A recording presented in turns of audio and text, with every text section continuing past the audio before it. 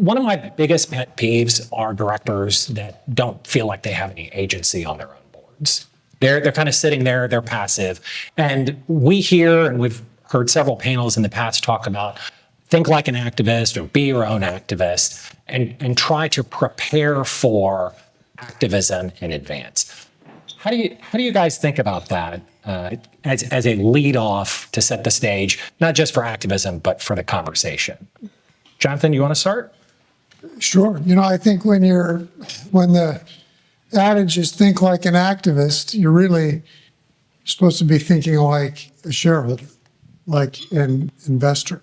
And I always make a difference between an investor and a trader, although they're all shareholders. And so I think one of the things that directors should regularly do is be asking the finance team and the CEO, what are you hearing from our shareholders? What questions are they asking? I love to listen to our quarterly earnings calls because I want to hear it firsthand, hear the tone. Who's new in the stock? Who's left the stock? Do we know why for each case? Because then I think you can get a sense of what the shareholders who you and we as board members represent are thinking. And so I think that's a great way to begin thinking like a shareholder. Yeah, I agree with Jonathan. And the first part of your comment had to do with agency. And it's very difficult to get on a board. It's a very exclusive club. And people are worried about getting thrown out of the club. And that is why I think some directors find it very hard to find their voice, particularly on areas of disagreement. And that's where I think building the board culture becomes a big part of your defense, which is building mutual trust and respect.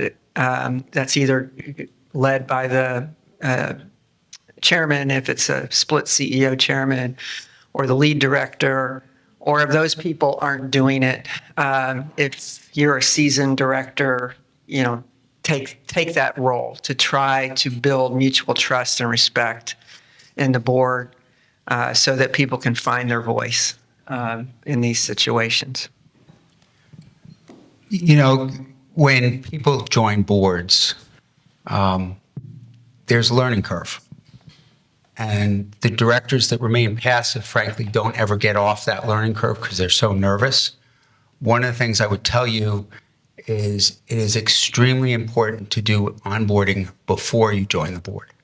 And when you onboard, you want to be talking not just to the CEO and the CFO, but investor relations is important, business unit heads, but do your homework. Learn about the company that you're going on the board of. And if you're already on the board, you want to make sure you're refreshing that experience at least on an annual basis. And one of the things I tell boards when there are people who are passive or not involved is try to get them involved and give them feedback if they're not participating in an active manner. And when you're new on a board, it takes a little bit of time to get your sea legs, but you shouldn't be silent, and you should use the times with your fellow directors to really learn from them and ask them what they see as the biggest or hardest issues that the company faces. And some people are very natural at doing that, and some people it takes some learning, but it's really important because if you want to follow the mantra of being your own activist, you better understand the company that you're on the board of. Because if you don't understand the company and the risks it faces, what are the opportunities that it has, it's very hard to challenge the management team and your fellow directors about, are we doing the right thing? Are we thinking outside the box? There's a lot of different roles that one can play when they look from an activist perspective. Do we have the right board? The governance issues? Do we have the right capital structure? Should we be looking at changing our portfolio at all? Should we be selling the company? All those questions are always on the table. They're never off the table. And so part of it is really making sure that you do your homework. One other thing for new directors that I think is really important because it gives them an active voice is go through the board materials with somebody from the management team so that you can ask questions about the business as you're going through those materials the first time. It makes a huge difference. It creates rapport, but it also gives you the opportunity to think about things in a different way. You're a new director, you don't know the business as well. You can ask some questions. And one of the things sometimes management teams are worried about doing that because they're concerned, is the relationship going to get too close, or the CEO wants to be the one who engages with every board member. The best boards, you don't worry about things like that because everybody's pulling in the same direction, and the tide raises all the boats at the same time. And so it's up to each of the directors around the table to make sure that they bring out the best in other directors. Some people are going to talk more, some people are going to talk less. But the one word you used, Lynn, that I really try to talk to people about on being a board is respect. You have to have respect for your fellow directors. If that respect is lost, if that credibility is lost, you're not going to be able to be an effective director. And I think that's very important. That allows dissenting voices to be raised around the table. It also allows people to challenge each other. And important part of being a director is being able to listen, not just give your perspective, but listen and take it into account and say, well, have you looked at it this way? Or why are shareholders so concerned about that? Or if somebody comes to us tomorrow and says we should be selling the company, what's the answer that we shouldn't be selling the company tomorrow? Things like that, if you think ahead, you won't be surprised. The one thing I tell CEOs when they're dealing with the boards is boards hate surprises. You can't undo a surprise.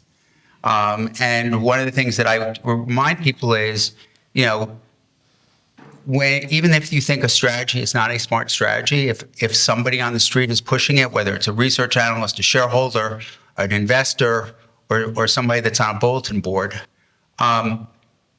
make sure you address the things that don't make sense as much as you do the things that do make sense, because that's a better way to look at the company and think about the company and frankly challenge yourselves and your management team to be the best. But if an activist comes in with a new thesis and you've never heard about it as a director before, it may be a very stupid idea even, but if the directors are surprised by it, you're already working off your back foot.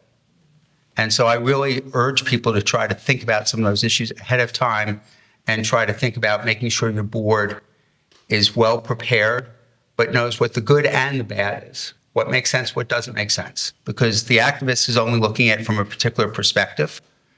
You as a director should have the overall perspective.